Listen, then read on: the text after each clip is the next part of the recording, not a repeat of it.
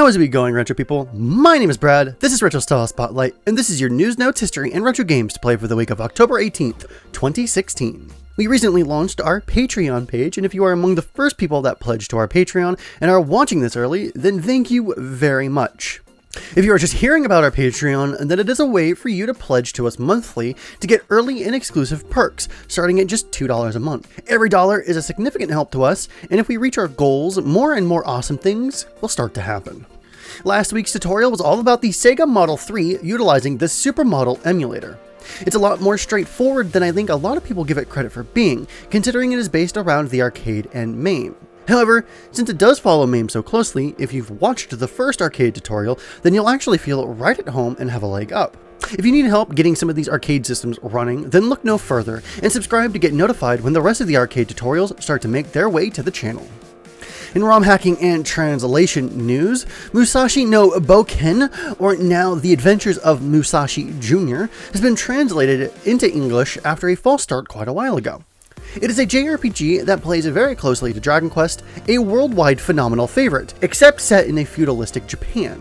The game plays and sounds wonderful, especially if you are a JRPG fan like myself. The link to the game's translation page is below, and it patches the NES ROM file. There's a link to the translation group's website that also has the manual from the game translated into English if that is also something you're interested in taking a look at.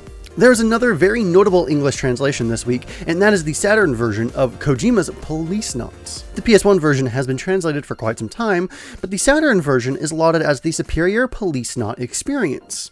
This version features additional scenes and dialogue, an in-game glossary, light gun support, and other new features.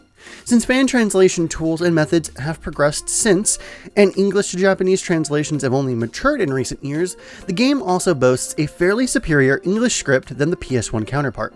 If you've been waiting to play this version of Policenauts, it is now ready to go, and with the recent developments of the Saturn emulator Rendition Saturn, the Saturn community is certainly growing in very positive ways. The link to the patch and the link to my Rendition Saturn tutorial is, like always, in the description below. Piko Interactive might not be a name you are familiar with, but if you are a retro gaming enthusiast like myself, then you may recognize their name as the company that is acquiring rights to long-lost games and are giving them the release they deserve. They even distribute quality homebrew content for consoles, going that much farther into bolstering their gaming ranks. Well, now they've announced 7 new releases for the retro publishing house. First is the Atari Jaguar ported Custodian. A direct conversion from the Atari ST, this game is a side-scrolling shmup with some platforming on offer. For their second and third titles, they've turned their attention to the Sega Genesis or Sega Mega Drive. They are localizing 2 Taiwanese releases called Smart Mouse and Generals of the Yang family. Smart Mouse is a puzzle game similar in ilk to The Adventures of Lolo, while Generals of the Yang family is a period piece beat-em-up inspired by Streets of Rage.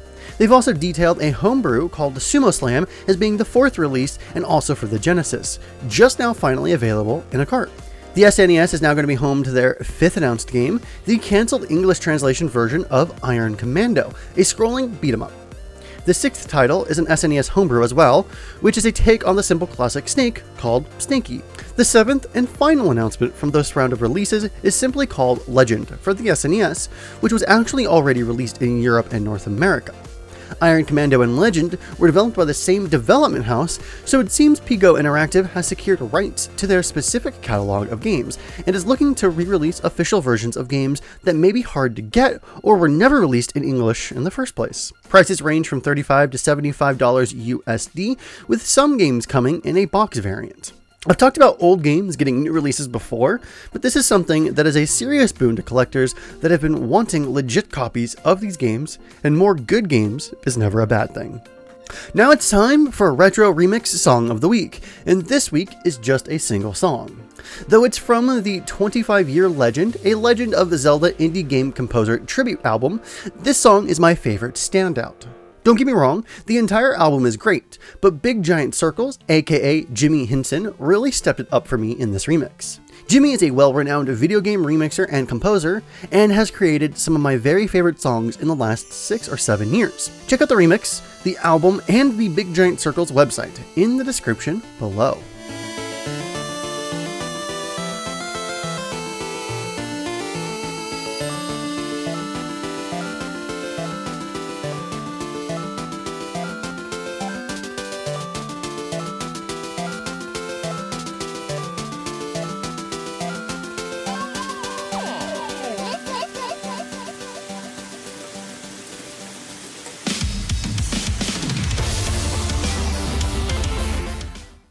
This month in 1998, the popular Beatmania series finally makes its way to the PS1, based on Beatmania Second Mix. Beatmania was a rhythm video game developed and distributed by Japanese game developer Konami and first released in December of 1997. It contributed largely to the boom of music games in 1998, most notably Dance Dance Revolution, and the series expanded not only with arcade sequels, but also moved to home consoles and other portable devices, achieving 1 million unit sales for this original series. Beatmania gave birth to several spin-offs, such as the Beatmania IIDX series, a more advanced version featuring 7 keys and higher difficulty levels, and the other being Beatmania 3, a remake of the 5-key series which featured a more modern hardware platform, a pedal for optional effects, and a 3.5-inch floppy disk drive to save play records. While the original series was never ported to home computers, there have been unlicensed hard drive copies which made it playable on a computer's keyboard or even with a modded PlayStation controller. Its popularity led to non-official simulators, with one of them most popularly being BM98. The spin-off series, Beatmania IIDX, is being tested, however, for a PC release in Japan, and was being tested as late as last year. Beatmania and its variants have a following in Japan and all around the world. The password-based internet ranking service allowed competition wherever a machine is available. Today in the United States, many of the original Beatmania cabinets are in the hands of arcade collectors and Beatmania enthusiasts, and consequently are a rare sight at many arcades. There are a few North American English releases of these games, but thankfully the Japanese versions have a simplified interface like DDR, making them playable in any language.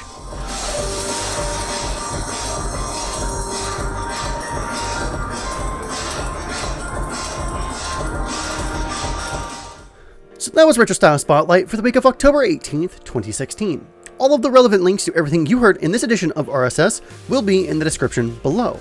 Remember, you can sign up for a Launchbox Forum account, and if Launchbox has given you a beautiful library of games, then why not purchase a premium license of Launchbox for $20 to access Big Box, which is a controller and couch-oriented version of Launchbox. The Launchbox Games database is available for any user to contribute to as well.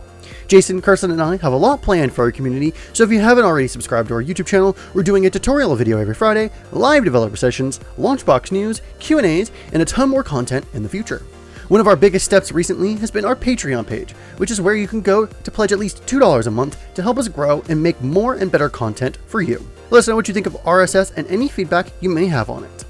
My name is Brad, the link to my channel is below, and remember, freaks and geeks, to play more games, and we'll see you next time. Have a good day.